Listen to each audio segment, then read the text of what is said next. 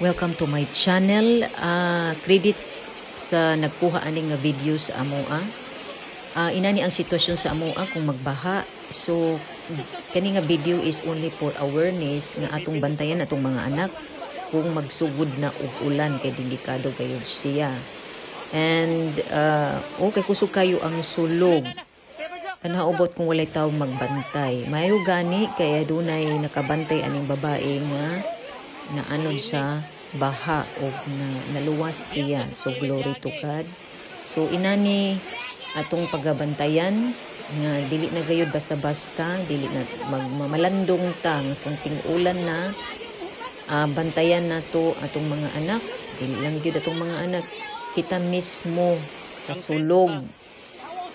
Especially ang mga older nga mga people, kinahanglan gyud nga magamatngon kay inani kakusog nga ulan, delikado gayud sa atua, even sa atua nga mga batan-on pa kita. So maulang kini ug salamat sa imong paglantaw.